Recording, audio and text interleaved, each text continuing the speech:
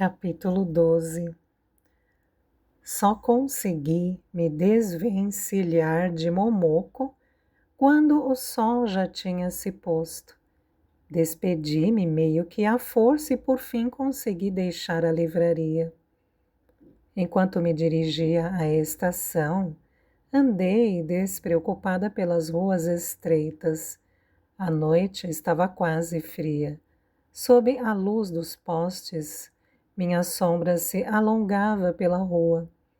Cheguei à frente da Kissaten Suboro e meus pés pararam quase automaticamente. Na noite escura, a luz laranja da cafeteria brilhava e só de olhar para ela eu sentia um desejo instantâneo de tomar um café, como um cão de Pavlov ao ouvir uma campainha. Olhei para o relógio e vi que passava um pouco das 8. Fui atraída como um imã e entrei. O interior da loja estava animado como de costume, ainda que já fosse tarde. As conversas dos clientes, misturadas ao suave som de piano, alcançavam-me onde eu estava na entrada, criando uma atmosfera aconchegante. Avistei uma figura familiar no balcão. Aquele homenzinho rechonchudo e careca só podia ser o Senhor Sabo. Ele estava conversando com o dono da Kissaten. Quando percebeu minha presença, acenou animadamente. Oi, Takako-san, quanto tempo! O dono me recebeu com o seu mesmo sorriso de sempre. Retribuí sorrindo também, mas ainda assim o senhor Sabo achou de me provocar. Mocinha, você precisa sorrir um pouco mais, ser mais simpática. É por isso que não arruma namorado. Respondi dizendo que dispensava os conselhos dele e ele riu, como se fosse engraçado. Mas você chegou na hora certa. Estávamos falando de um assunto que talvez você possa esclarecer. É verdade que a Momoko-san voltou? Perguntou o senhor Sabo muito curioso. Mas o Satoru-san também, né? Nem para me contar. Senhor Sabo, não seja tão bisbilhoteiro, repreendeu o dono da Kissaten. Mas o que é que tem? E não foi você mesmo que me contou que ela voltou? Respondeu o senhor Sabo fingindo estar de mau humor. O senhor Sabo, diga-se de passagem, não fica nada atraente fazendo beicinho. Eu costumava ir a Kissaten para ver a Tomo, mas depois que terminou a pós-graduação e conseguiu um emprego, ela já não trabalhava mais lá. Aparentemente, ela ainda mantinha uma amizade especial com o Takano. Enquanto o senhor Sabo continuava a resmungar, o dono da cafeteria gentilmente colocou uma xícara de café na minha frente. A Momoko apareceu aqui ontem à noite, assim do nada, disse ele com voz constrangida e olhos curiosos. Ah, então vocês já conheciam a Momoko-san? Perguntei. Claro, já faz muito tempo que eu frequento este canto do mundo, disse o senhor Sabo com ares de superioridade. Nesse meio tempo, Takano saiu da cozinha e se juntou à conversa, com um pano em uma das mãos e um prato na outra. Nossa, o senhor Morisaki é casado, nunca teria imaginado. Ah, você não tinha como saber, né? Ele tem mais jeito de viúvo. Quando mais jovem era bem namorador, você se lembra? Disse o senhor Sabo, dirigindo-se ao dono da cafeteria. Ele teve essa fase, mas você precisava ver a Momoko. Continua bonita. Disse que estava muito feliz de poder saborear de novo o meu café. Mas você é muito tonto mesmo. Basta um elogio e já se derrete todo. Eu acho que é muito fácil a pessoa desaparecer por tantos anos. E um belo dia ela volta e fica tudo bem. Ele devia ter mandado ela embora. Ah, se fosse comigo. Enquanto falava, o senhor Sabo ia ficando cada vez mais animado e seu rosto ia enrubescendo como um tomate. Não exagera. Duvido que fosse cantar de galo. Toda vez que sua mulher resolve jogar seus livros fora, você vai atrás dela de joelhos. Eu e Takano rimos da tirada do dono da cafeteria. Cala a boca, não te perguntei nada. E vocês estão rindo do quê? Rapazinho, você não tem que trabalhar, não? Disse o senhor Sabo, jogando uma toalhinha molhada no rosto do pobre Takano. Desculpe, desculpe, respondemos. Takano escapou para a cozinha. O dono da Kissaten, incrédulo, disse: Eu não vou admitir que você faça bullying com meus funcionários, hein? Ué, você não estava fazendo a mesma coisa? Aquilo sim é que é amor. Mudou de assunto o dono com uma cara séria. Já o que você sente pela sua mulher é medo. Mas você é um sujeitinho desprezível mesmo. Você me tira do sério. Agora é mesmo que eu vou lá dizer umas verdades àquela mulher. Se depender daquele songamonga do Satoru, ela vai deitar e rolar. Você não deveria se intrometer nos assuntos dos outros. Repreendeu o dono da cafeteria, assustado com a situação que ele mesmo atiçara. Mas que bando de gente louca! Pensei enquanto sorria. Não faça essa cara de deboche, mocinha, é muito feio, disse o senhor Sabo. Naquele mesmo dia aconteceu mais um evento digno de nota na Kissaten Tsuburo. Às 9, o senhor Sabo parou de fazer escândalo e foi para casa, provavelmente para evitar uma bronca de sua esposa. Eu decidi me mudar do balcão para uma mesa. Àquela hora, só havia uns poucos clientes dispersos pelo salão. Depois de me sentar à mesa e pedir mais café, peguei o livro de bolso que estava lendo. No entanto, naquele momento, algo me chamou a atenção.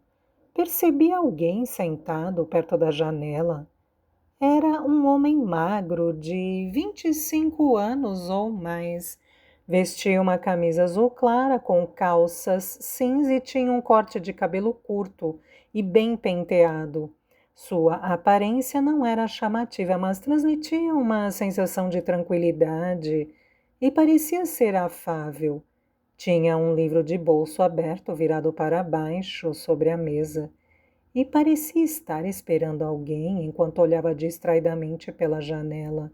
Eu conheço esse cara. Quem é mesmo? Pensei, e nesse instante ele percebeu que estava sendo observado e se virou para mim. Quando nossos olhares se encontraram, ele pareceu surpreso. Olhou para o livro em sua mesa e em seguida olhou para o livro que eu tinha em mãos, como se os comparasse. No momento seguinte, pareceu compreender algo e me cumprimentou. Konbanwa, Konbanwa, cumprimentou com uma voz tranquila.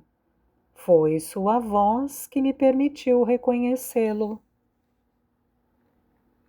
Era um cliente que eu havia atendido algumas vezes na Morisaki.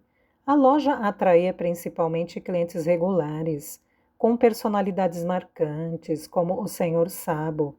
Então era mais difícil lembrar de pessoas com uma presença mais discreta, como aquele rapaz. Foi por isso que não o reconheci imediatamente.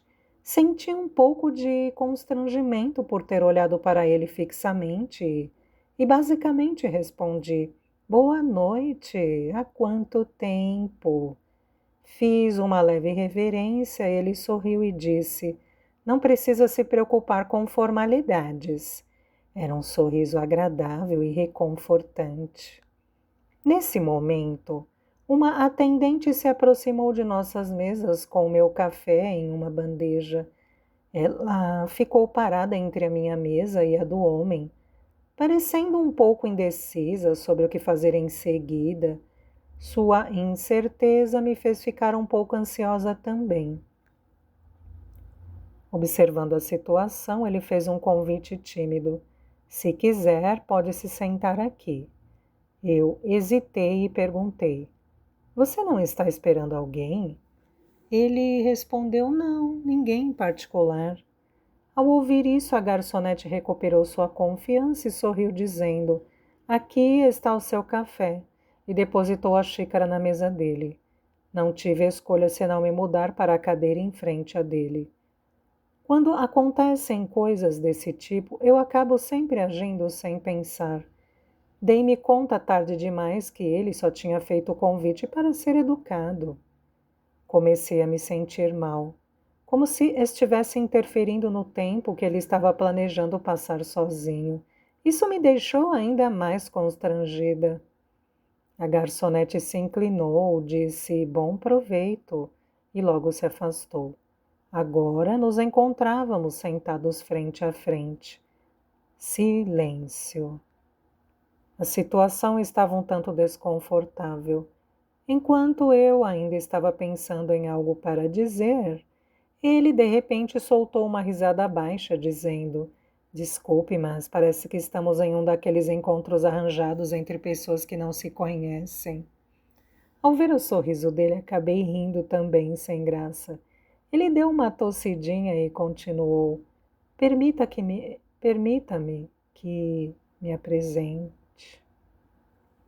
Eu sou o Ada Akira. Trabalho em uma editora perto daqui que produz materiais e livros didáticos.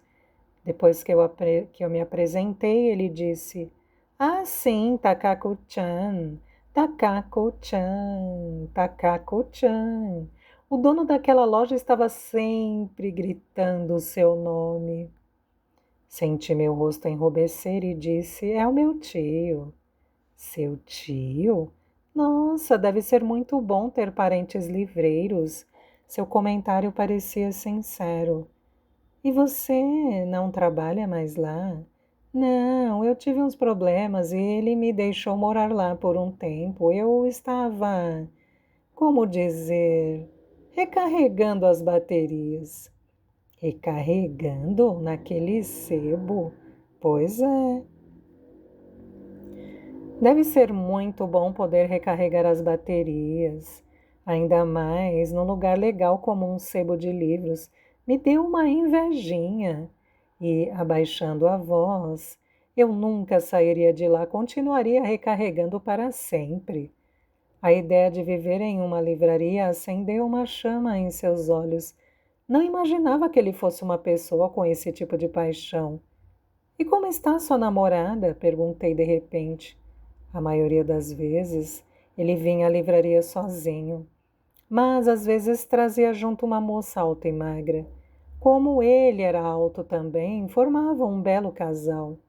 Ela parecia não ter muito interesse em ler, pois ficava parada com cara de tédio enquanto o Ada examinava os livros. Chegava uma hora em que ela não aguentava mais e perguntava: Vai demorar muito ainda? Só mais um pouquinho, ele se desculpava. O senhor Sabo teria dito que não há insensatez que se compare à de levar uma namorada a um sebo de livros, ou outra rabugice semelhante, mas a verdade é que só de olhar dava para sentir a intimidade entre eles, o que me fazia sorrir. Quando perguntei sobre ela, o Ada de repente baixou o tom de voz e disse: Verdade, às vezes ela ia comigo nos sebos, mas parece que não estamos mais namorando. Rapidamente me desculpei. Fiquei com tanta vergonha que pensei em me prostrar diante dele por tamanha gafe. Ele tentou amenizar a situação, dizendo para eu não me preocupar, mas seu olhar estava distante. Era a primeira vez que nos falávamos e eu já fui de cara pisando em terreno minado. Estava quebrando a cabeça tentando encontrar outro assunto quando meus olhos se fixaram sobre o livro que estava sobre a mesa. Que livro você está lendo? Sobre a colina. Acho que comprei no balaio de 100 ienes da Morisaki. O Ada pegou o livro da mesa para me mostrar. Ficamos aliviados por afastar o assunto anterior. Não conheço, é bom. Depende do que você entende por bom.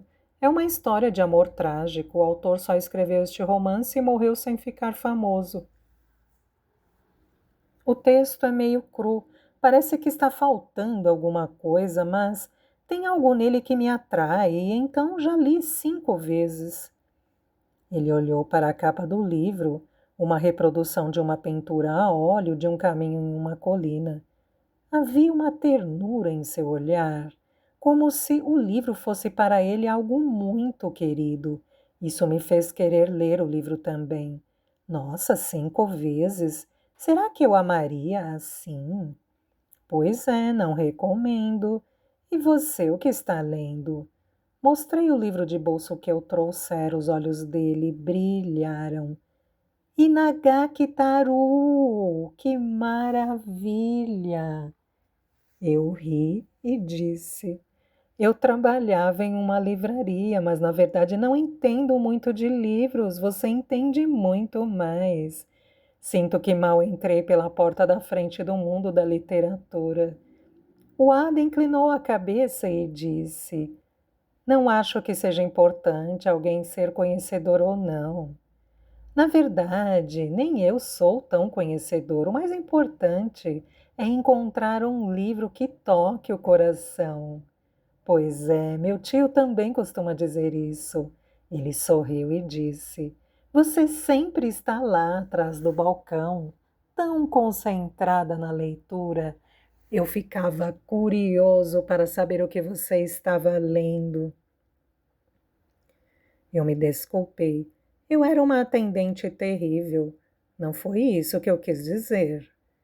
O Adam me olhou como se estivesse tentando se lembrar de algo. Ele então disse: você se encaixava perfeitamente no cenário daquela loja. Não dava vontade de mexer em nada, apenas de te observar em silêncio. Era como assistir ao momento em que uma crisálida se torna uma borboleta. Essa imagem realmente ficou gravada na minha mente. Por isso, quando vi você com o livro há pouco, imediatamente lembrei de quem você era, a pessoa daquela livraria. Eu me senti bastante constrangida ao perceber que alguém que eu não conhecia me via daquela maneira. No entanto, naquela época, eu era de fato como uma crisálida, esperando pacientemente para me transformar em uma borboleta. Enquanto virava as páginas dos livros, eu estava esperando por uma oportunidade para voar. Então, talvez a percepção de Wada não estivesse completamente errada. No entanto, até hoje ainda não sei muito bem se aprendi mesmo a alçar voo. Se eu nunca tivesse ido parar naquela loja, acho que teria continuado vagando sem rumo. Claro, os livros tiveram um papel importante para mim, mas foi lá que conheci pessoas diferentes. Aprendi tantas coisas e que comecei a ver o que era realmente importante para mim. Por isso mesmo agora, os dias que passei na livraria são inesquecíveis para mim.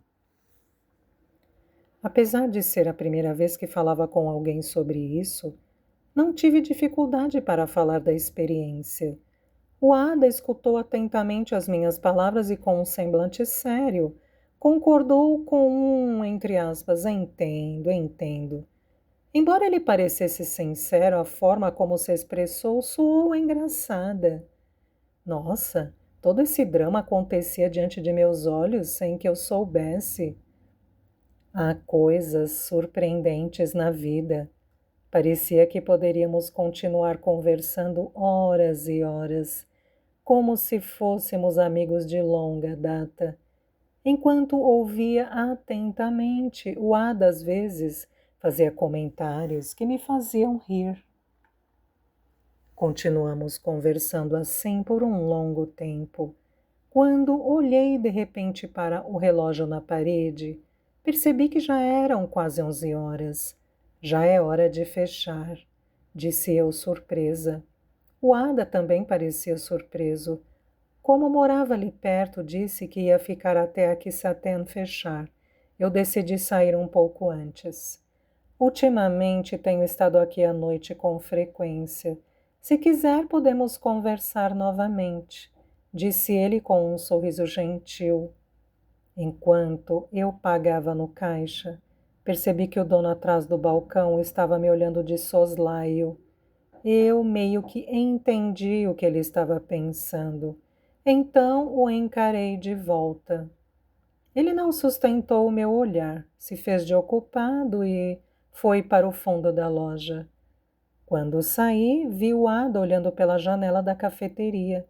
Pensei que ele estava olhando para mim e quase fiz uma reverência, mas ele não parecia ter me visto. Caminhei em direção à estação. De alguma forma, meus passos e meu corpo pareciam muito leves, como se eu estivesse flutuando. Mas que esquisito, eu disse em voz alta sem me dar conta. Quando olhei para cima, vi uma lua quase cheia, com apenas um pequeno pedaço faltando no lado esquerdo, flutuando sozinha no céu noturno.